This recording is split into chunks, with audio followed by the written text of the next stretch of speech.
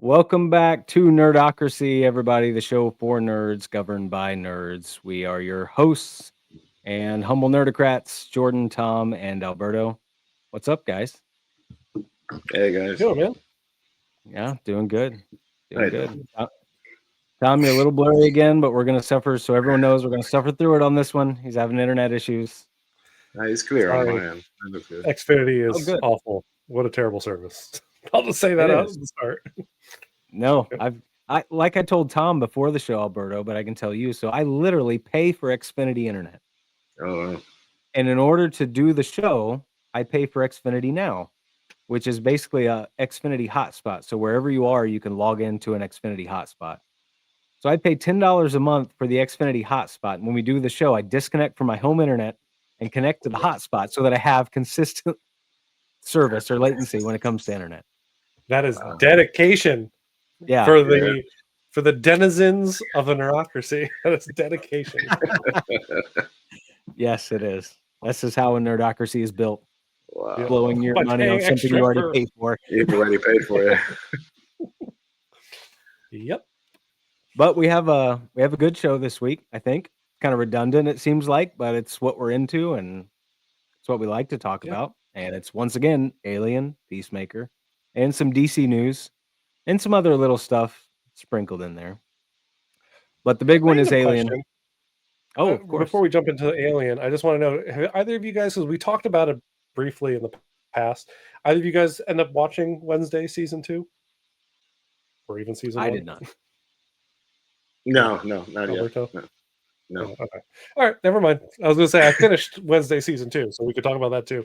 But we'll save is for it another good? time. Do you want to review it for those that do watch it? Is it something that you Oh, really I thought into? it was. You're like, There's some interesting stuff happening, and they leave season 2 off on a really interesting place for the character. And I'm intrigued to see what they do for season 3.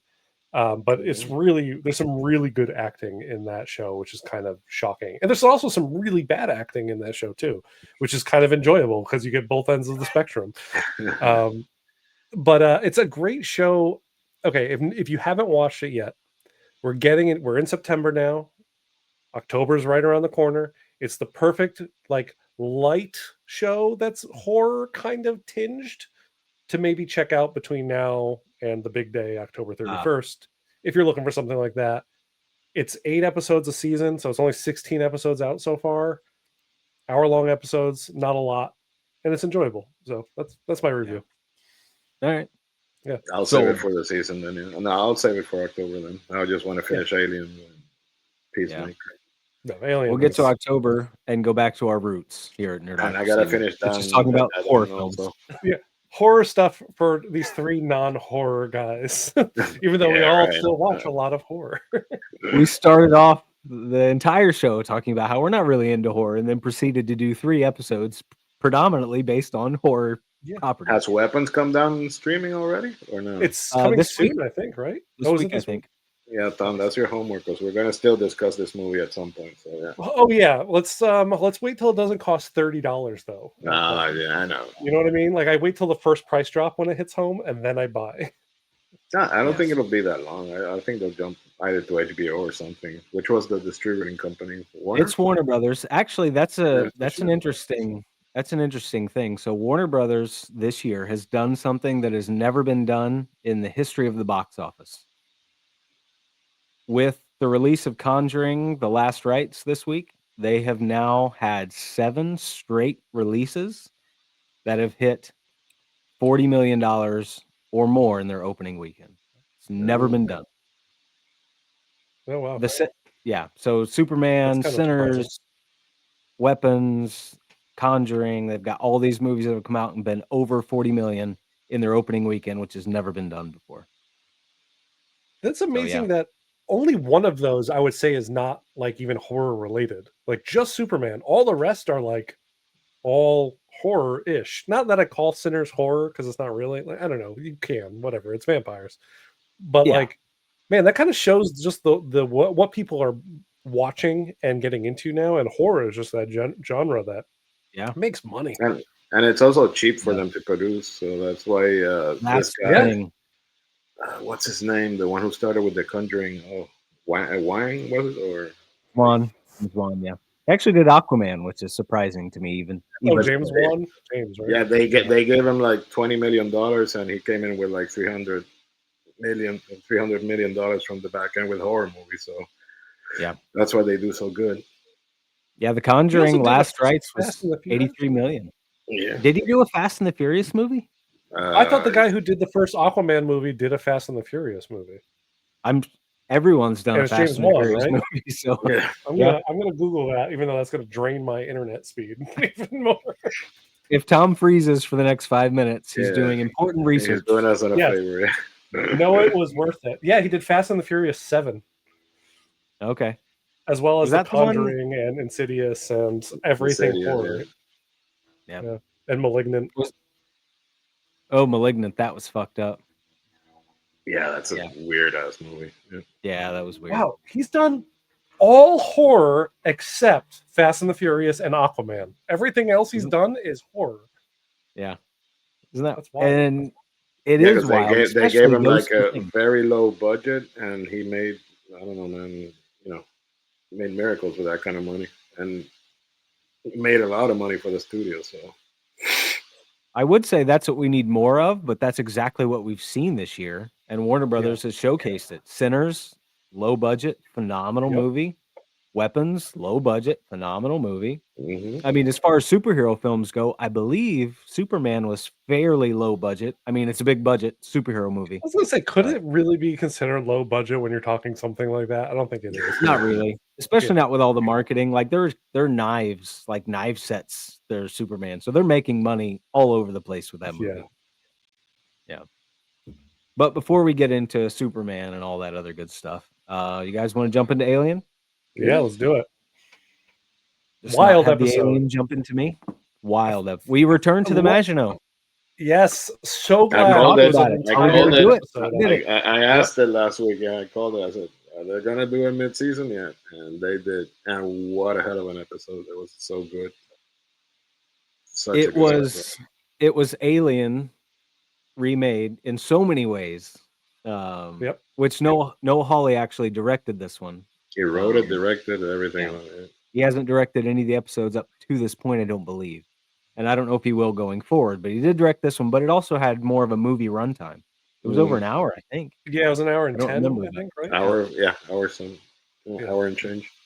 But the parallels between it and Alien are all over the place. Yeah. Even A in lot more action, though. Like a little bit more of Aliens True. action in this one than Alien. But that's just because we have multiple aliens, which, by the way, Running mad around. respect now for, outside of the obvious one, I have more respect for the tick alien thing, the leech.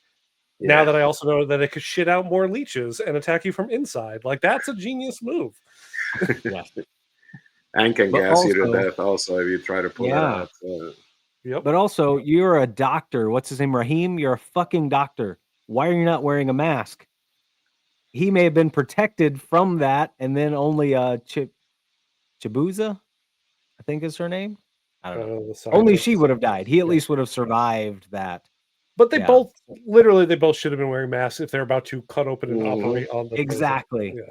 Which I think is one of the parallels between Alien, the incompetence of the crew. Yeah. You know, it's like and the other thing I like is that they show what would happen if they cut too close to the face hugger. Also, Yeah. which answers questions. Yep. The captain got screwed that way. And what was the other thing? But it was funny that he didn't wear a mask because he said that, wow, we invented space travel, spaceships, and we haven't learned not to bring a parasite on board. And then he takes off the tick and dies without wearing a mask. I was like, this is a bit ironic. Yep.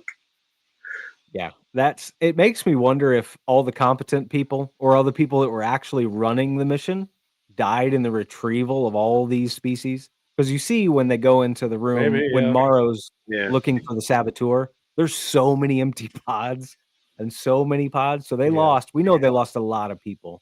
So I wonder if even the captain Yep. that died was maybe the third captain at that point.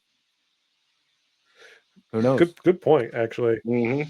Because, like, I was thinking, like, okay, I guess you can kind of also explain it. Like, these missions are what, 65 years or something like that. you're guaranteed to lose everybody on Earth that you know, you love, your family, your friends. They're all going to be dead by the time you get back.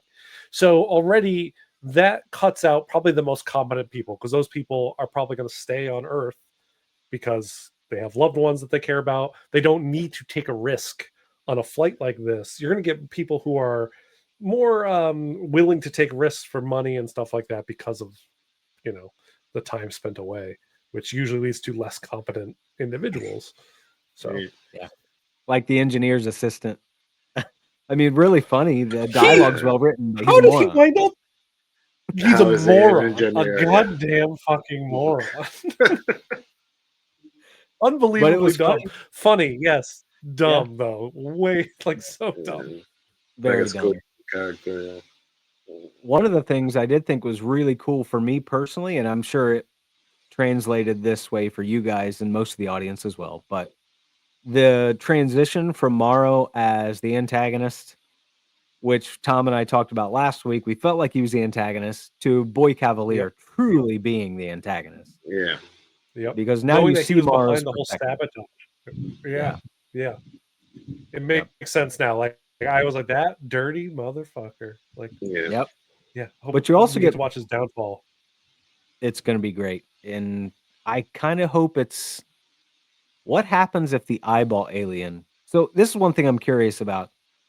When the eyeball alien takes over a body, like does it get anything from them intelligence wise They haven't to answered grow that. its I think intelligence? so, because it's really just, I think it's just piloting them like mechs, right? They become flesh mechs because it's sticking its tendrils into the brain that's controlling it, is what I assume is True. happening there. So I don't think it's Yeah. like growing smarter. I downloading just think it memories. always Yeah. is. Yeah, it's But just it's a hyper it intelligent communicates. being. Apparently, it can control even from the language point of view because he yells or says something in its language. So Yeah. But we don't know. That's the most interesting Is it in this whole series, by the way. So. Yeah. Is it a secret protagonist though? Like it was a good guy in this episode. Like it was trying to warn the biologist about the tick that it like or the leech Yes, it's that like you dumbass. Dunk, dunk, dunk. yeah. And then it tried to save the acting captain at the time, that other woman who was like by Zaveri. I don't know Zaviri. what it was hoping to accomplish by biting an alien in the neck with human teeth. Wild. I don't know. Wild move. Not as intelligent But as hey, it looks, I guess. And after he lost the body, I he guess went not. at him. So yeah, he tried. He even went. He was not afraid. He went at the xenomorph. So. Yeah.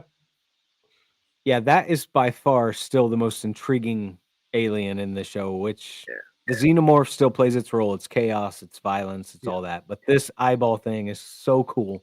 I mean, so awful, but so cool. I love it. Less awful now to me because knowing that it's not just purely dictated on evil intent. Like the alien just murders, right? It murders, it spreads its eggs, it takes over. This eye thing has a purpose to it when it seems It's a to take higher over. intelligence, Yeah. And I want to it's know learning. what happens as time goes. I still need to know what happened, what that big bulb plant alien thing is, because we still don't know what that thing does. No, I think that's going to be a big one. Like they're saving it. Something really grotesque. I think and awesome they show something real quick in the new trailer. I'm not going to say they show something real quick in the trailer. Yeah, so I think we get an answer for that either in this episode or one of the two that are left. 3. Yeah, 3 left, right? Yeah. 5. Yeah, there's only 8. So they got a lot of ground to cover in 3 episodes. But we fully, I mean, go ahead. No, I was going to pivot back to Morrow, but if you have something you want to talk to. I was going to say a lot of ground to cover, but the way how they have been covering ground so far, everything seems well within the amount of time that we have left in the series to cover it all to a satisfactory ending if they are going to end it, or to set it up for another season if they're going to do that. Yeah. I don't think anymore they need any more plot, so I think now it's the revelations of what's going to happen with everything. Yeah, definitely. So literally all hell is going to break loose at either this episode or the. That's one of the things I'm curious about, though. So we see now that all those ticks were in the chest cavity of Old Boy when he dies. So where do they go? They only brought the one back to the island. Yep. So, like I said earlier, I feel like situation's gonna be fucked back on Earth, but we don't really know the ticks. Well, now we know how the ticks reproduce. Mhm. Yeah, that's bad. Yeah. That's very You Yeah, just need a 'cause they've water reproduced supply. That's it. Yeah. Quite a lot too. Like when we saw them swimming around in that water bottle, my eyes couldn't leave that water bottle. I was like watching it change hands and like who was going to drink it, and like because they just kept showing it because there's like slit that you can see how much water is in the water bottle. You just see like seas of them swimming around, and I'm like, oh my god, that's awful. Yeah, the camera play was great there because it was positioned perfectly where your eye would not leave that little section, and you just see them Yep. swimming around. You're like, "Oh, the dread." It was so well done. Yeah. Noah Hawley is I love that guy. I'm not gonna beat a dead horse with Legion, but if no one's watched Legion, we've said it before, watch it. It's Yeah. phenomenal. Even if you're not into the genre, you don't have Oh, to yeah. be. Legion's its own thing. It's so good. It really does rest on its own, even though like Mhm. they do make reference every now and again to the ties into like the greater X-Men movie stuff, but Mhm. like Yes. you don't need any of that No, knowledge. that's one thing, speaking of figures, I would pay money for customs Yeah. from that show, especially David. Like, I would love to have a David. It's a great show. He was a great But casting choice for that character too. What a good oh, actor. Yeah. Dan Stevens, absolutely. Such a good actor. Back to Alien though. One of the things that I thought was really cool was the explanation of Morrow's motivation, I guess. So he's like, okay, he's a cyborg. Why is he so much of a company man? And then you realize his daughter died while he's Yep. on his mission. Mhm. And so that's like his only way to tie in his existence at this point Mm. because he lost the only thing that mattered while on a mission.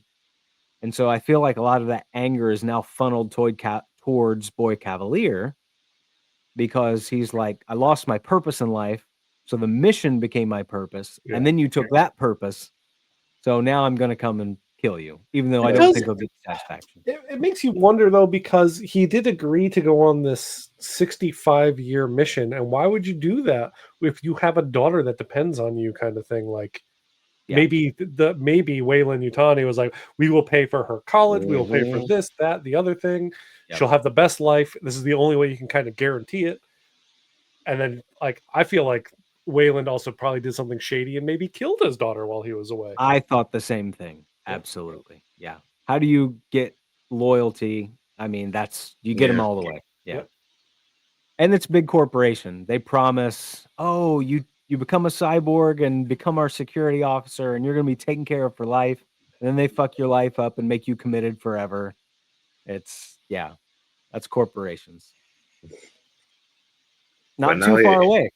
now Like he's fully he has all the money in the world. Yutani's behind him to declare war on the Boy Cavalier, so it's gonna get interesting. I did like that. I'm surprised that he went back, Yeah, give Yeah. but him everything. Yeah, it went better than I expected. She's like, give him everything. So it's war now. yeah. Yep. They're headed to Neverland. Comes Captain back. Hook and his The second they showed that island in like I think like episode 2 where they actually do like the long establishing shot when they're returning, and maybe it's episode 3. Whenever they're returning, I'm like, man, I already can see this island on fire in my head and things exploding in the distance. Like that is going to look like that in the last episode. It's just going to be scorched earth, Yep. basically. We didn't discuss Oh, something last week in the intro of the last episode. There was something floating in the water. You guys Oh, was there? it was a doll's head. Was it those?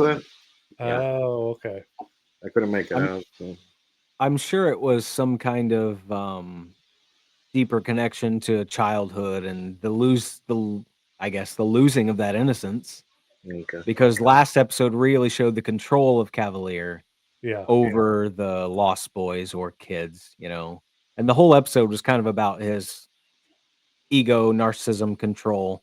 So maybe the losing of the childhood innocence is why the doll's head was kind of placed there. I don't know. Isn't there something in Peter Pan? It's been a while since I watched Peter Pan. Doesn't one of the kids that they bring to Neverland have a doll, and doesn't it like lose its head or something like that at some point? I'd have to rewatch it. Yeah, I would too. I Something don't in my know. head is telling me that that's a connection to also the Peter Pan. And the other funny thing is that we were discussing Old Country for Old Men last episode, and I listened to the podcast from episode 5, and they had the actor that plays Morrow, and he said that he was inspired by 2 characters. One was Daniel Day-Lewis in There Will Be Blood, and the other one was Javier Bardem's character in No Country for Old Men. So that made me There you laugh go. a little bit. So, We totally planned that. yeah. We Yep. totally planned We that. knew. We knew. Yeah, We knew. obviously. No, I do think though, as far as Morrow goes now, I'm totally more on his side. And I Yeah. just want him to go to the island and fuck shit up. But also we see his motivation with his daughter, how he may be more protective of the lost boys, if whatever they are, because Right. they're kids, Because and they're being you're thinking exploited. it's Sinister as he's talking to I always forget that the one kid's name. Well, I call him Slidey, but it's Slidey, yeah. Slicey. Slidey, shifty. Yeah. Because it does seem sinister whenever he talks to him, but maybe he really is trying to be his friend, even though he threatens his parents. But that's the only way Yeah. to really maybe get the kid to do what he needs. I don't see Morrow having a happy ending in this one. I think Not at all. I don't see a revenge, lot of happy endings in this. It's Yeah. an alien or franchise. well, not happy, but a positive ending on his behalf. But revenge arcs never end well in No. any movie, so we'll see how it goes. My guess would be by the end of it, Wendy becomes property of Weyland-Yutani. Okay. can see that. That would be my guess, because it has to go somewhere. It can't just be Yeah. total destruction on the island, but it could be the downfall of a major corporation, and that corporation gets absorbed by Weyland-Yutani. Good And point. then they get Yeah. all of their properties or all their studies, this immortality thing, and they get Wendy. But I think Wendy will probably be the only lost boy to survive. That would be my guess. Yeah, but I think the only thing they still have to answer is Wendy's relationship with the Xenomorphs. That's still in the air. So. Absolutely. Yeah, that has Yeah, to be that's fun. weird. I don't get Yeah. that. It's weird. Yeah. I still don't know if I like that. I don't want to be able to communicate with them. It depends on the resolution of it before we can really say how we 100%. feel about it. Yeah. Yeah. But so far I'm still holding strong to my Elizabeth Shaw theory, so we'll see if that pans out. We'll see. Yeah. I would be excited to see them incorporate. I know not everyone enjoys them, but the Prometheus Covenant story arc, I like them. I would like to see them bring that in. Yep, I grew to the more I watched those movies, because I saw Prometheus in the theater, and coming out of the theater, I'm like, I don't know if I like that. But then as I watched them at home, then I watched Covenant like well after it came out at home too, because I was like, oh, it's a sequel to Prometheus, and at the time I was like, I don't need to see that. But then watching them all in succession, like before Romulus came out, I was like, I really do actually like these movies, and I would kind of want to see where this story arc would have went or whatnot, and like how it loops back in. So, yeah, I want to see more. Yeah, I do too. And I know Ridley Scott is, labeled as executive producer on this show, but from what I've heard, he had nothing to do with it. No, he's hands off. Really? Yeah, he's hands off. This is all Holly. Okay. Yeah. Hey, they quoted him saying that Yep. have nothing to do with this. So. But it feels like Holly's setting up the future of Alien as a franchise. So whether we are getting a sequel to Romulus, but I just saw the other day that Fede Alvarez is out for directing. He directed Romulus, but he's out for the next one. So we'll see how that goes. Yeah, why? Okay, but at that point, maybe pivot. Like, don't continue with it. Wait till you can get him back, because Romulus, I think, worked because it was a return to the original, but it had good directing and a good, like, I don't know, focused vision for what story he was telling. And I feel like the second you hand off something like that, it gets questionable. It does. Yep. I mean, I don't know. It's Alien, so I'm there regardless. Yeah, same. But it has to be good for us to get more of it. And it has to be well directed and well made. I mean, even the good stuff, though. I love Prometheus and Covenant, and neither of them did very well. It's just Ridley Scott has such a name that he can continue to make movies regardless of whether they're good or bad. Yeah. Like Napoleon and Gladiator 2, both are god awful in my opinion. I didn't think Gladiator 2 was awful. I just thought it was a movie that kind of exists. It was a B minus, C plus maybe movie. It's like I had no problem watching it. I saw it like opening weekend in the theater, and I was like, okay, I watched that. There we go. There we go. Yeah. Yeah. I agree. It added nothing to the story. No, it did not whatsoever. And it just like you summed it up perfectly. It just exists. Yeah. It's there, but it's not bad. I don't think it's not there's bad. Things that don't need to be remade and things that don't need a sequel. So agreed. Yeah. Especially if it is like what? How many years after? It was like 20 years later or 30 years later after Gladiator. Like at that point, you've kind of closed the window on any kind of sequel. You move on, do something different. He's already in the process of making Gladiator 3. It's great. Underway. Yeah. Great. Awesome. All the good actors in that franchise are dead. So. Yeah. That's another thing. The movie wasn't great, but the acting from Joseph Quinn particularly and Denzel Washington was phenomenal. Awesome. Yep. Yeah. Agreed. Denzel Washington was a little interesting in that world because he didn't fit. He was just Denzel Washington from Training Day somehow also in this movie. And I'm like, with Gladiator. Yeah, I'm like, I don't know about this. I didn't not like it, but at the same time, I'm like, this isn't your best performance. You were just cashing a paycheck. Yeah. He was. But he can cash a paycheck real good. Yes, he can. With the best of them. Yes, with the best of them. But yeah, we'll get Gladiator 3 for better or worse, probably for worse, is what it is. I think Ridley Scott's biggest issue has become editing. Yeah.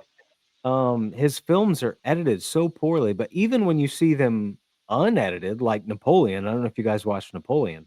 No. It's like, oh God, this film needed edited. It is a never-ending, it's almost like a biopic or something. It's very strange. It's something that works more in a mini-series than in just a single movie. You can't tell Napoleon's story in, 2.5 hours?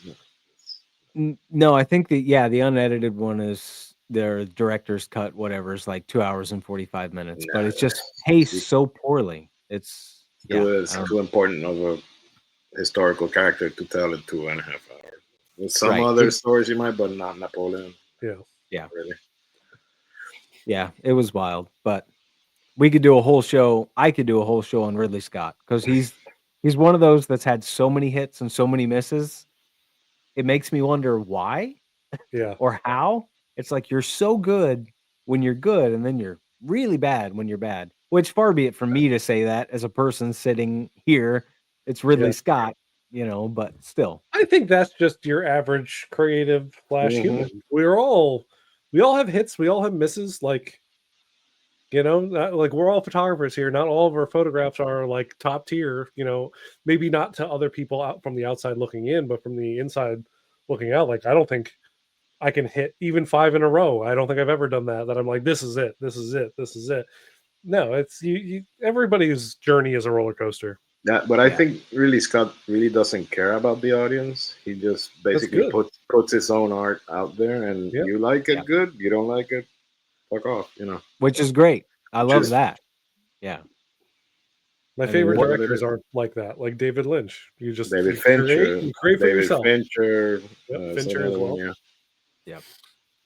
I would say my favorite director currently, because I cannot think of a single film that I don't like, would be Christopher Nolan. Like, I can't think of a single film he's made that I don't enjoy. Yeah. They were good movies. Yeah. I haven't seen all of his movies. I've only seen like a handful, so I can't really judge. Have you seen Memento?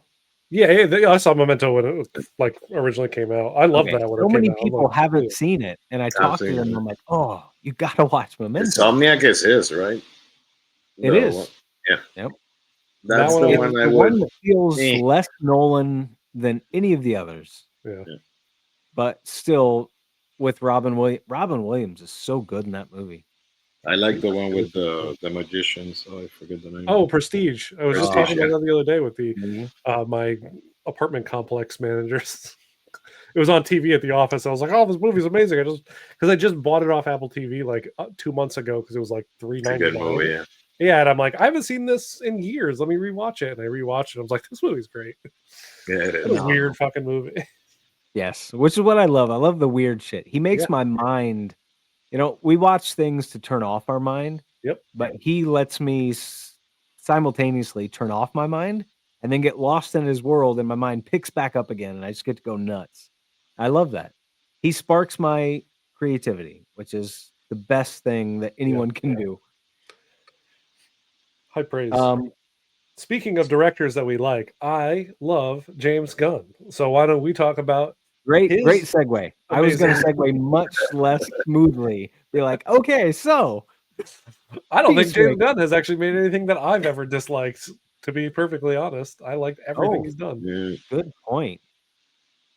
Brightburn is okay, but it's not bad. Brightburn.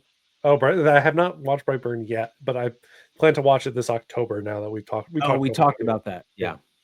But yeah, you're right. James Gunn. I love Slither. I love that one. It's like an 80s story. But the James Gunn that we're currently talking about is Peacemaker. This season feels so different from the first in a good way. I agree. It's like making a video game. When you do a sequel to a video game, you have to be able to incorporate what people love from the original, but you have to expand on it. New mechanics, this, new that with the story. It has to evolve. And he's figured out how to make it evolve into what's going to set up to be a crazy. I don't know how the hell we resolve this. I'm really intrigued with how it's going to get resolved because he's also.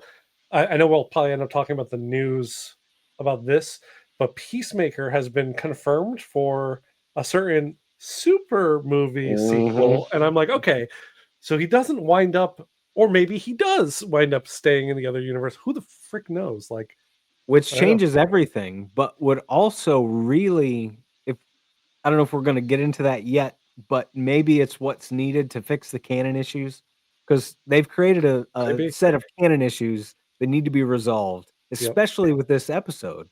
And maybe that's the way they do it, by moving on to the next universe. Especially, we're already talking about it, so we'll go down the rabbit hole. What's her name that leads the Argus task force talks about another interdimensional device that took out half of Metropolis. That was Luthor's device. Yeah. But it didn't take out half of Metropolis, right? Not in the Superman movie. It didn't kill the people, but it took out the city. It split the city in half. Yeah. Right. I think that's what she was referencing, the fact that it split Metropolis in half.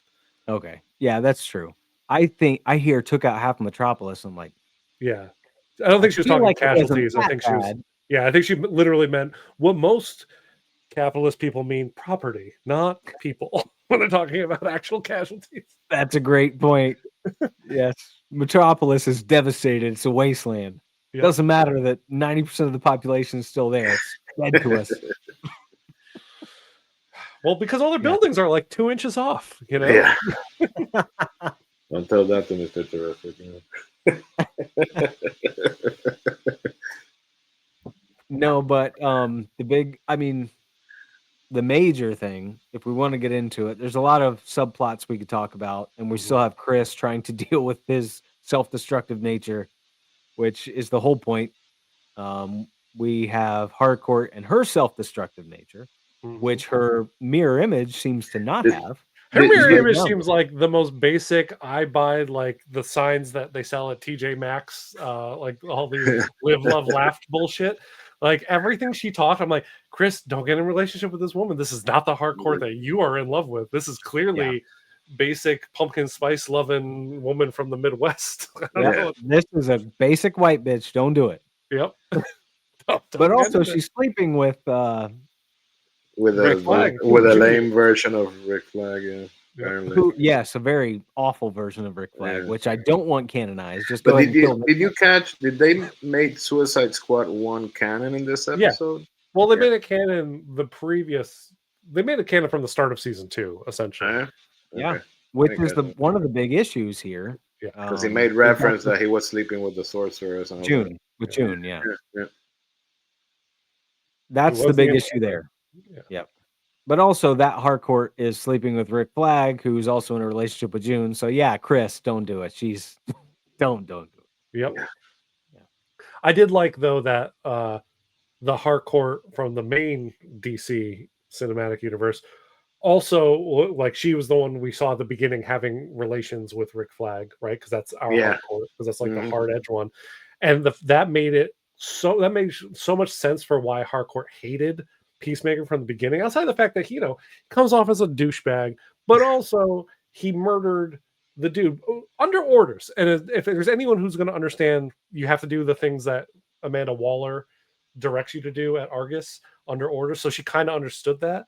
But I also got a lot of sense for the animosity of Chris and why she's so conflicted about going into anything with Chris because he murdered this dude that she was boning on the side.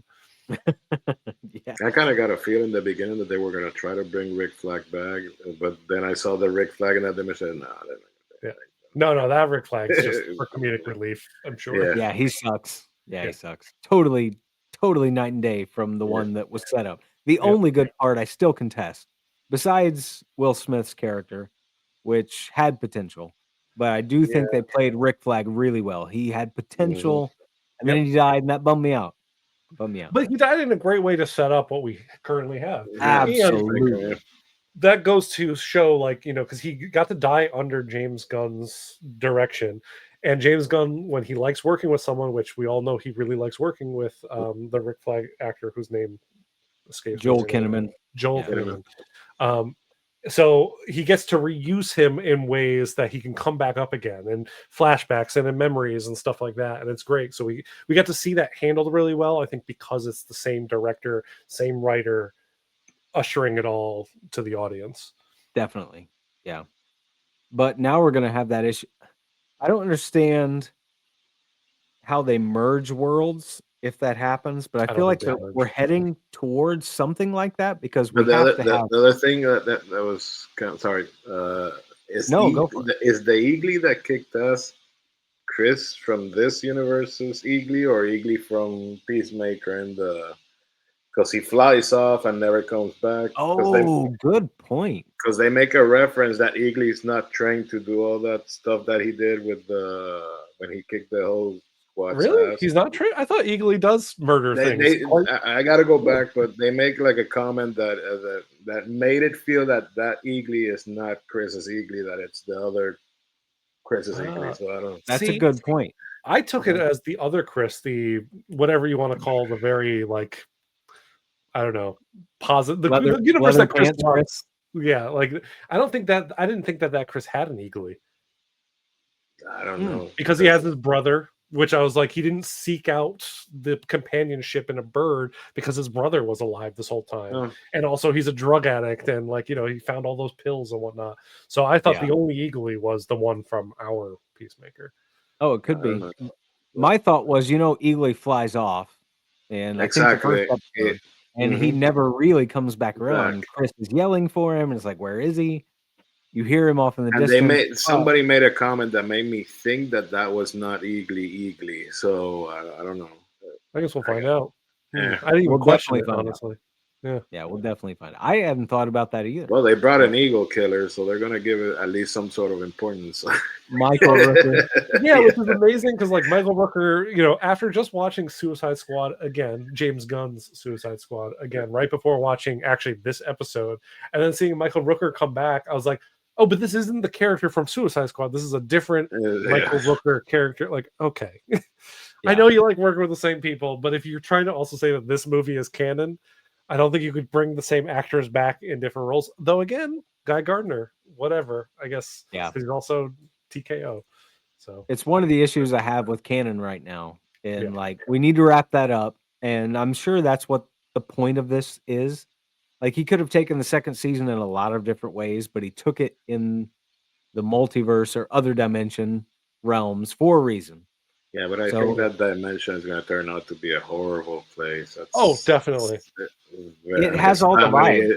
And his family is not the goody two shoes, I love you kind of people. So someone pointed out to me that there are no people of color so far in the Yeah, other that's universe. another thing I was going to mention. Yeah, Oh, there's good only white point. people all over the Mhm. place, and that could be because if his father is considered a big time And Nazi, hero, That's a good point.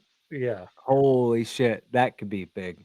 Yeah. and James Gunn keeps with the current state of political things and stuff. So I Mhm. think that's because I noticed that in this episode, even in the office when he goes in and everywhere, yeah. there's no. It's all whitey whitey. So Yeah, yeah, I'm sure what's going to happen is Adebayo follows him into that dimension to kind of find out where the hell Chris went, and then that's going to kick off like a whole like whoa, what's going on here kind of thing, and then that'll open the eyes, I think, to that racist ass universe. Yeah. Yeah, that's a good point. I didn't think about that. But do we not think there's ever going to be a connection between Rick Flag Senior and Junior between these? I don't I don't think so. think so. No. It No. doesn't help his grief and his desire for revenge with Peacemaker to give him an Well, out. I feel like we have to diffuse that situation at some point Oh, because totally. both characters are too important to the ongoing narrative Yep. to have them kill one. Yeah, most kill likely the there'll other. be something of higher importance that will make their interests intertwine, and maybe he'll save his life, and the other way around. So Yeah. Yeah, I do. I think you're right. I think Peacemaker is going to end up saving Rick Flag Yeah. Senior's life or something like that. One question I have is, do you think it's a good idea that James Gunn has said as recent of this week, I believe, that this is a direct prequel to Man of Tomorrow, which we will get into Man of Tomorrow, the big announcement, Mhm. but it's a direct prequel. That's Is great. that I think that's it whatever. is great for us as Yeah. people that are going to watch all the stuff, but do we want a TV show to be a direct prequel to a major film? Does that I think translate to the audience? Alberto, you touch base on this first, and I'll give my two thoughts. No, I'll give yours because I'm curious about what you're going to say. Okay. My thought is, I feel like when he's saying it's going to be a direct prequel, meaning the storylines will lead into that, but the way James Gunn films is he keeps stuff still self-contained. You don't need to watch the previous thing to. I mean, you kind of need to know character connections essentially. But we know Lois's connection with Superman. We know Superman's connection with Lex Luthor. That's not going to change by this show. So I don't think any character connections are going to change. So even if like there's some world events happening, I feel like that'll all be something that they could just say in a line of dialogue to explain to the audience, or it opens up with the 3 years ago, 3 months ago, something like that, and then you'll get the whole because Man of Steel or not Man of Steel, Superman started off in the middle of things. Like we were in the middle of a story. What a crazy way to start off. Yeah. So I think it'll be fine, even if it is I think it'll just be extra for those of us that did watch. Of But it course. is And you must don't watch. think it'll be a detractor for the general audience? Yeah, because Peacemaker is now dealing with the interdimensional stuff, and there already was a dimensional rift in the first Superman movie, so it doesn't need any explanation if something were to fall out of Peacemaker series and make it into Man of Tomorrow. So for the average viewer that's not watching Peacemaker, they will need to only explain that there was a rift at some point in the Superman movie, so you don't have to go and watch Peacemaker.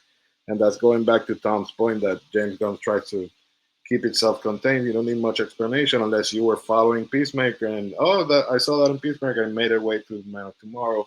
Yep. But you don't need to see Peacemaker to understand it and the sequel of the movie. So I think it'll be something for us who follow Peacemaker that we will enjoy. We can we'll go DiCaprio and the people like, oh yeah, that's from Peacemaker. But for the other average viewer, I don't think it'll be something substantial. That'll be like it'll more wow. equate to Easter eggs essentially for us. Yeah, I kind of felt the same way, but I was curious what you guys thought about it. But I also and I think it's a way to really market Peacemaker right now and get people to watch it because you just announced Man of Tomorrow. It's a direct prequel, here we go.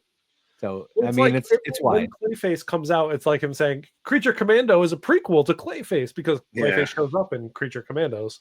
So technically it is, but I doubt it's really going to have anything to do with that movie whatsoever. You know what I mean? It's marketing. Yeah, but then we can say Clayface is a prequel to The Brave and the Bold, and because it's I think that's a very direct prequel to Brave and the Bold, so it's the same universe. So we'll see. Yeah, Clayface is filming currently. I saw some set I saw photos. that. Yeah. Yeah, oh yeah, with the guy all fucked up. Yeah. I'm Yeah, intrigued by that. I hear it's very Because- horror-esque. It's Yes. body horror. Yeah, that's what they describe it. body horror, and it's supposed to, from what I've heard, have an R rating, which It I is think is R. a Yeah, very James Gunn interesting confirmed it. Yeah, critic. it's R. Yeah. Good. So I'm in. But we've got Supergirl and Clayface, and then Man of Tomorrow now, because Man of Tomorrow announced by James Gunn this week, and it comes out 2027, July 9th. July 9th, 2027. Yeah, I'm so excited that we're already getting into a Superman sequel before having to do we got to set up Batman, we got to set up a Justice League before we even come back to a Superman-centric movie. I'm like, no, yeah, come out with the sequel to that. Well, then let that, because they kind of already started the Justice League stuff in the first Superman movie. Mm. Let that then slowly usher in the Justice League if you're going to go Absolutely. that route. Yeah. Supergirl because- is 2026, right? Yes, next year. Yeah. I'm I'm excited. hyped for that movie. So hyped. Yeah, I will probably get a trailer soon, I would imagine. We should. Maybe Yeah. Super Bowl. Yeah. Good point. And I don't normally watch a lot of trailers, but I always like to watch the first one. Yeah, me too. And then I bow out after that. I'm like, okay, I'm in. I've got what I needed, whet my appetite, and then I can wait. I'm like a first trailer, sometimes second trailer, but usually never past second trailer is where I stop. Because once they get into the like a month away from release, that's when they're like, here's the entire story told in 30-second increments. I hate that shit. I Yep. hate it. Absolutely hate it. But Man of Tomorrow, of distinction, it is Man of Tomorrow. Yep. Not Superman, Man of Tomorrow. It's Oh, just it is? Man of I Tomorrow. thought it was Superman : Man of Tomorrow. No, a lot of people did. And James Gunn clarified on Twitter, this is not Superman : Man of Tomorrow. It is just Man of Tomorrow, which continues, in his words, continues the Superman saga. Very So- interesting. That way, Man of Tomorrow could also mean Lex Luthor, who clearly is going to don the very classic power armor that James Gunn said we would definitely see Lex Luthor in at some point. Yep. Which Which I'm is super great. stoked for. I love the freaking power armor so much. I do too, but I hope they keep the colors. Oh, I don't know yes. how it I don't want translates. black. I don't want Yeah. black the and colors. silver. No, we want want a green. green. Yeah, green and purple, please. James Thank Gunn you. will keep Yeah. it because he's going very colorful with this universe, which I love. Yeah. Yeah, he's allowed himself to be more comic book Yep. related in film than anything we've ever seen. So he's already established it can work, and so we got to get the green and the purple. I love it. Hell yeah. Hey, who knows? Maybe the connection between what is happening on Peacemaker and what happens in Man of Tomorrow is somehow kryptonite, which might still exist on this alternate parallel universe that Peacemaker finds himself in, finds its way back to our Earth, which then powers the power armor for Lex, because that power armor is, has kryptonite in it, which is why he's able to stand toe to toe with Lois Lane. Yeah, Superman. But I do think it being a Man of Tomorrow movie, and we've already had Lex as the villain, obviously, Yeah. I feel like this is going to be a team up. Begrudgingly, it'll be Lex and Superman versus a greater bad. Yeah. And I feel then like Lex they goes said back that, towards didn't the they? character. Dark side. No, that's way too early for that shit. Yeah, Not yet. I know. wish, but not yet. Caliban. Brainiac is the obvious choice, right? Who? Brainiac? Brainiac's Brainiac would be the the obvious obvious choice in Yeah. my mind. And we have not seen a Brainiac Brainiac, in no. any movies so far. Shows, No. sure, but not movies. And given that they've really opened up this interstellar world that we live in, he just seems to fit. Yeah. He fits really well. I do wonder though too, and this is I think Brainiac's more plausible, but we saw the clone of Superman get sucked into a black hole, which could set up for a Bizarro, and then you bring Bizarro back, and the only one who can bring him down is his creator, which is why Superman breaks Lex Luthor out of prison, or doesn't break him out, gets him out of prison to help, because he's the only one who can control this backwards Superman. Yeah. Agree. That could totally work. Do you feel like that's redundant on the first film? I feel that to be very redundant, which is why it should be Brainiac. And I feel like you can't, if you're going to do Lex Luthor and the same Superman clone again, it's too much too soon. Yeah. That's a third movie, maybe a fourth movie kind of thing. Yeah. I mean, but that's when is Go ahead, Brave on the Alberto. Bold? When is Brave on the Bold due? I don't know. I We don't don't think release that. it. Yeah, they haven't said. Because I kind of get a feeling if they bring Brainiac, they need Batman somewhere. Well, I can put him in. Well, Brainiac is a Superman villain, so you don't really need Batman. But I enjoy Batman presence in a Brainiac episode. I enjoy Batman's presence as well. Yeah. But I want to be introduced to Batman outside of everybody else first. Everybody else, yeah. No, they fast tracked Wonder Woman, but the Brave and the Bold is just still happening. We don't have an actual, it's coming out now. We don't have that for Wonder Woman either, but they did say it's been fast tracked. Which means they are working on scripts. So like James Gunn said, he's not going to put anything unless he has the right script done and ready, and he's happy with it. The thing that they're working in is the animated series for Big Barda and Mr. Miracle. So that Tom King has been publishing that on his account in Instagram. So that's another whole other thing that's going to be part of this universe. So. Fuck Which, yeah! if you haven't read that book, it's fucking fantastic. So. The Mr. Miracle book is amazing. Yeah, it's a fantastic book. So is the Supergirl book that they're basing the movie on. So like definitely Woman of Tomorrow. Another Tom King gem, who is like one of the best writers in DC right now. He's a modern legend. Like he will be remembered like the others. He is a legend. Yeah. These are the covers that you're looking for on the shelf. I had them on my book bag when I went to Puerto Rico for them. Yeah. I got this beauty also. So. Oh, you have a different cover than me. That's nice. I like that. Is that the hardcover? Oh, that's like a deluxe edition. That's nice. Yeah, but it's a still that you bring it out of. Yeah, that's nice. He's lockpick. So cool. And your work with Mr. Miracle, Alberto. Your work with everything. Yeah.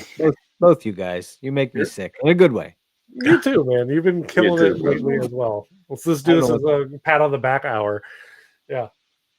No, but Alberto, you went crazy. You've been like your series of the New God stuff, which I loved how like everything was almost like a similar tone until you got to Dark Side, and you're like, nah, fucking flipping the script on you. It's fucking Dark Side. Black and white shot. And I loved that shit. But you know that reference to that cover from this variant cover, which I love. It's one of the best covers. Yep. It's like an X-ray of that. I don't know if you've seen it, Jordan, but I'll send it to you. It's pretty good. Yeah, I was all over the place with that, but felt inspired. Yeah, it felt like you really just got to do your things. Characters. No, because McFarlane came out. I had Orion, and then Metron came out, and then I had Mr. Miracle came out fairly quickly, and then I had Calibac already, so I said I can do something with all this stuff. But I'm still missing a Big Barda. I'm missing my Metron. I pre-ordered them too, but I forgot where I pre-ordered them. Well, I got the Chase from Best Buy, dude. The black one, the black chair. I was like, oh my god. I want the blue one with the crazy. No, that one I got, yeah. But the now they announced the Batman and the Metron chair, which I'm definitely gonna get also. So. We'll see. There was that new Batgirl today. I was like, there's another new announcement of DC figure. I was like, that new Batgirl looks gorgeous. They're pumping up before they lose the license. Yeah, I know. Yeah. Speaking of Batgirl, that's why this popped into my head, and I don't remember who brought it up. I was watching a show. Damn it. I can't give credit to whoever brought it up because I don't remember the show. So apologies for that. But I was watching a show where they said it would be great to see Barbara as Maya Hawke and Commissioner Gordon as Ethan Hawke. I saw someone say that. Yeah. And I was like, I never thought about that, but that's genius. I saw someone said on Threads, actually. I was like, it was just like a going by post. I was like, okay, yeah, that could work. Yeah. No, I have not seen Maya Hawke I haven't seen her in anything outside of Stranger Things, though, so I don't know how her acting chops are in other areas. True, I haven't either. Yeah. Because we know Ethan Hawke. Yeah. Oh no, Ethan Hawke is fantastic. He can do no wrong. He would be a great Gordon, honestly. Yeah, he would. As far as Batman goes, though, who do you guys? Fan casting is what it is. I never would have cast Robert Pattinson, but he crushed it. He crushed it. So I don't really put much weight in it. Yeah. But I don't know. Who would you like to see as Batman off the top of your head? Alberto? Anybody? That's the Everybody wants Alan Richardson. I don't know. I was gonna say I'm one of those weird Alan Richardson fans. I love Alan Richardson. I've I always like loved him. his I work. love his feature. Dude is His badass. Reacher is essentially Batman Yeah, it is. already, Yeah. and he has that freaking like profile. Like he's huge. The man is a shit brick house. Is the only way I can use. You can literally put a not. You don't have to do an armor for him. You can just no put armor. Don't pad that suit. He's fine. Yeah.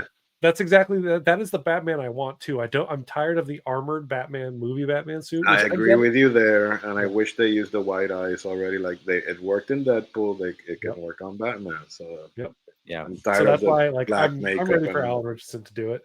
Although like a couple of years ago, I would like John Hamm would have been a great one. He's a little too old now. Too old now, but yes.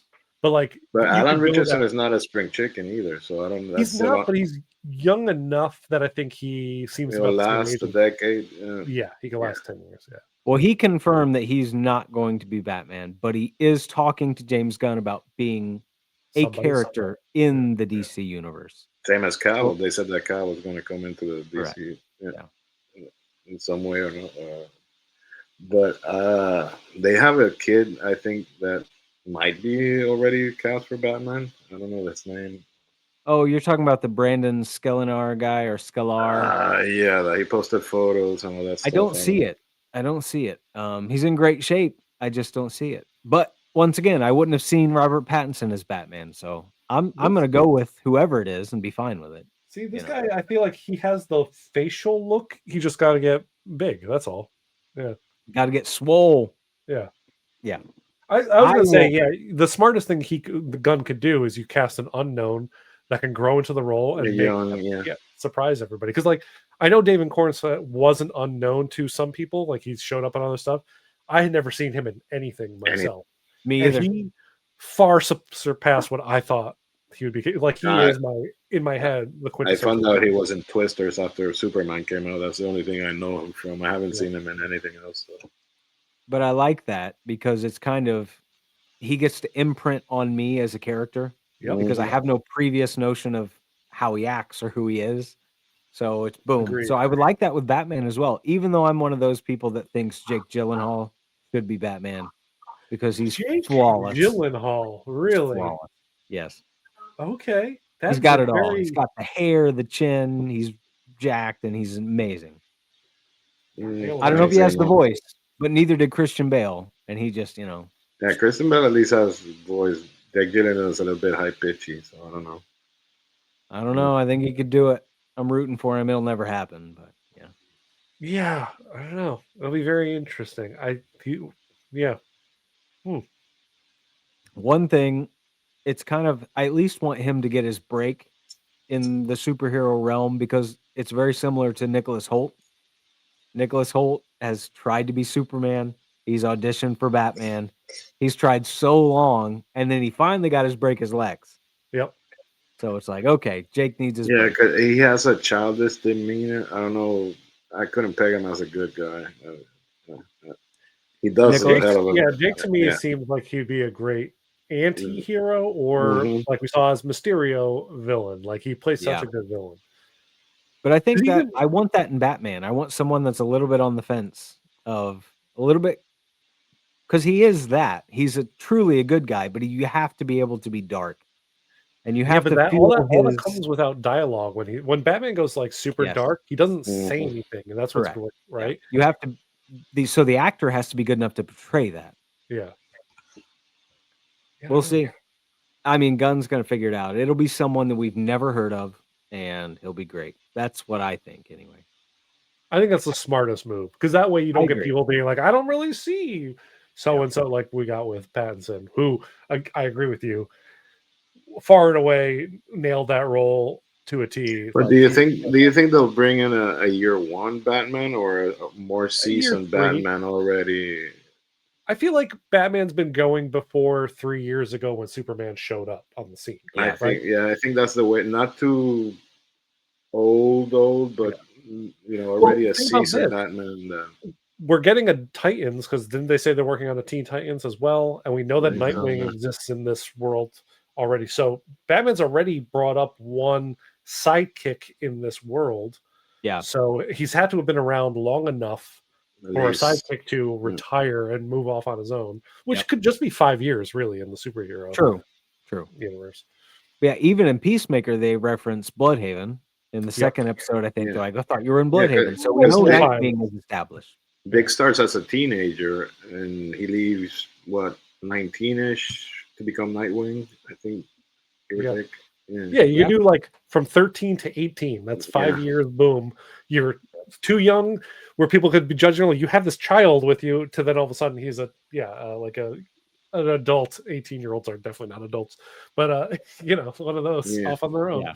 But then But it goes back to the discussion we had a couple of episodes that if it's going to be Damian Wayne, that there's Robin that's going to be in, Yep. that jumps other two Robins in the midway after Dick Yeah. Grayson. So Yeah, but I think it's going to be a Tim Drake erasure, which I'm sad because Tim is, I think, my quintessential Robin's who I grew up with. But I think it's easy enough to say in the time that Dick went off to become Nightwing, Batman tried again with Jason. Jason died. yeah. That sets up for a later on Red Hood situation. And then, Damian is his son who just probably gets thrust upon him right at the start of Brave and the Bold kind of thing. Because I feel like you don't jump into Brave and the Bold with a established Damian as Robin. I think it's like his first month out, or he's just been Robin for a short amount of time. So there's still those kinks between their It's because Damian's backstory is very long and not complex, but it's a hell of a backstory. So yeah, I don't know. it's fun to explore.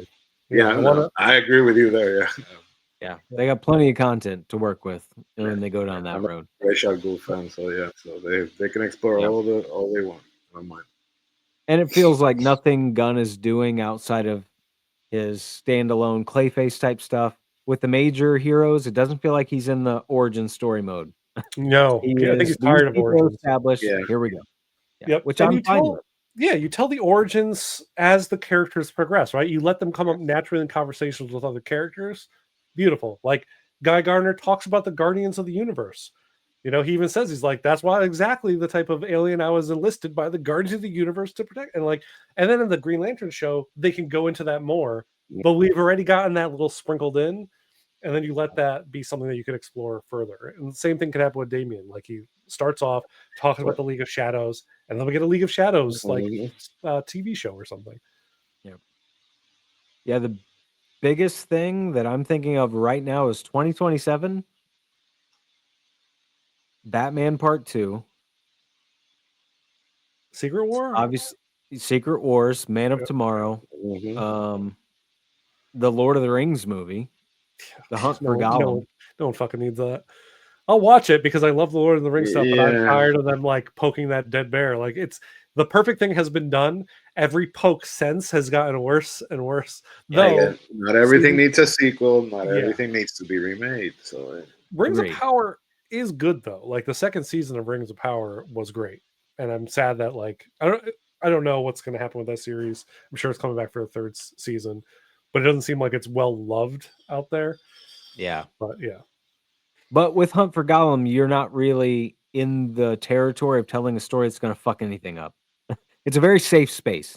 You've got Gandalf, Frodo, hunting Gollum. You can tell a story contained where you don't really have to worry about fucking anything up, in my mind. You don't, but at the same time, I also don't see anything being like, oh yeah, I need to see, that's a part, something I need to see. It just sounds like a throwaway thing that it's a straight to DVD release. Yeah, like the Return of Jafar after Aladdin movie came out. That's a good point. I forgot him, man. Yeah. Even the title doesn't sound. No, it doesn't. It really doesn't. I think Amazon is just like, man, we paid all this money for this, and no one's into it right now. Because what do you do with it? I mean, you paid all the money for it, but it's already been done. You can't remake it. What do you do with that property? You don't think they will? Look at what they're doing with Harry Potter right now. They will totally remake it, but that will be a more colossal failure than Harry Potter. Oh, 100%. Oh, I don't know. I think Harry Potter is going to crash and burn pretty badly. Yeah. It probably will. Yeah, it probably will. I mean, neither thing needs to be remade. No. So, yeah. But Lord of the Rings is... Case in point, boys. You're right. But Lord of the Rings, that trilogy is the greatest trilogy, the greatest anything of all time on That's a film, in movie my that opinion. my son or my grandchildren will see in 50 years down the line Yeah. and still find it great. As the It'll same hold up. way, Yeah. same way as I find Jaws riveting or Aliens after 45 years of its release. So that's that kind of film, and it doesn't need to be remade. It No, is it great doesn't. as No. it is. It doesn't That have to. trilogy is the only thing that surpassed Star Wars, the original trilogy, in my mind. And then I need to see the last Spider-Verse, but that might surpass Lord of the Rings for me. But Lord of the Rings, because it's live action, will always be this precious trilogy that's just perfect. Yeah, I in can its own say way. without a doubt that Fellowship of the Ring is one of the greatest films ever made. So In my opinion, it's number there one. you go. Yeah. Yeah. The Fellowship is the perfect movie. Yes, I can agree with that, even though The Two Towers is my favorite of the three. I Is it enjoy the really? Two Towers. Yeah. Oh The yeah, I The love Two Two Towers. Towers. I love everything that happens in The Two Towers, from the opening till the final moments. I find every moment of that really Actually, my two threes is the trilogy. It's first is the Fellowship, second Two Towers, and then the Return of the King. that's amazing. Yeah. Yeah, Two Towers, that speech always gets me from Theoden when he's getting armored up. And it's just like this speech of, I know we're going to die. And had I not been drinking, I would probably quote the entire speech, but I've probably seen the it is not first. this day. There may I come a pro- day. It is not this day. It's I not this probably bad. seen the first 20 minutes of that movie like 30 or 40 times. Just the first 15, the Gandalf and Balrog scene falling down the. Oh yeah. Yeah. I love them hunting the orcs that took Merry and Pippin. That's Mhm. like my favorite shit. And then the riders of Rohan surround them, and from all of that until they meet Gandalf in the woods, which you don't know is Gandalf at the minute that they meet them, is like perfection of an opening. Like all of that stuff is just It's so good storytelling. Yeah. yeah. It is. Yeah. Well, boys, I think that's going to do it. We've gone over an hour, unless there's anything you want to get into.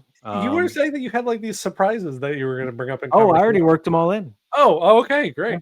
All the things I Already? wanted to work in, I worked them in, and we talked about those Look at things. Shifty here. Nice. Yeah. Very sneaky, Behind the scenes. I'm bringing up Batman. I got it all right there. Shame, I look like an shame. idiot, but I know what I'm doing sometimes. Awesome. But is there anything you guys want to get into? Anything we missed? Any new toys you guys getting? Any new releases that caught your eye? Probably. There I haven't are thought some about it. releases, but I know next week I think we're going to do another Focus on Figures episode. That's No, I a just big mean episode. for us personally. Anything you caught Oh, your eye? personally, your Angron shot. Well, that was I sent. would like That was Angron. sent to me. Yeah, it's a hell of a figure. Then I'll send you more pics of that. Dude, how big? So with the wings out, how It big looks is he? huge. He has it off camera. He's like, I was waiting for you to ask this question. Jesus Christ. Holy shit, dude. Dude, that's as big as my the Fallon giant dragon chicken lady. That's insane. Yep. Hello. Dude. Yeah, that's the tail. Fell off. It's So massive. somehow you have to get a photo of him fighting Sanguinius. Sanguinius or Lionel Johnson. So yeah. Either one, but I feel like that Sanguinius versus Angron during the Siege of Terra, that's legendary. But how do I fit those two fuckers in a macro lens? I You can't. gotta I'll shoot let you from figure across that the out. room. Yeah, Shoot from I got across it. This one I shot from 10 feet away, so I don't know how the hell I'm gonna do that. So, but I'll figure it out. Yeah, because I feel like an up close photo of them like intertwined, because most of their battle takes place in the air. I'll try that because Sanguinius' armor is golden, so there'd be contrast. Yeah, the contrast would be so great. Them just almost like a Michelangelo or something. Of this one I got is angels really and nice. demons. So Oh, the new Calgar. yeah, it's nice, dude. It's way better than the original one. Yeah. Yeah, the old one sucks ass. And he's so short. Startle. I'm looking at him. He's so short. What did I see this week? I posted a today. Actually, I just saw that a third-party company is doing a 1/12 scale blade from the Blade movies. I saw that. Yeah, a perfect, and I cannot wait. I'm going to pre-order that the second I see it online. Third party 112 is getting really good. That It is has really has getting my interest. not too interested in 1/6, so I'm looking forward to every 1/12 thing that's coming out. Because I got I agree. the Pit, the Joy, the Pit figure they did Yeah. and I got some World of Warcraft orcs that look fantastic. That I'm dying to shoot. So That's the one that everybody's making the Hulk custom the out of. Grom Hellscream, yeah, Yeah. I got that one in. So I'm gonna test try that and see how it goes, which has me more excited than anything I have in 1/6 boxes that haven't opened yet. So we'll see. Yeah. Tom knows all about that.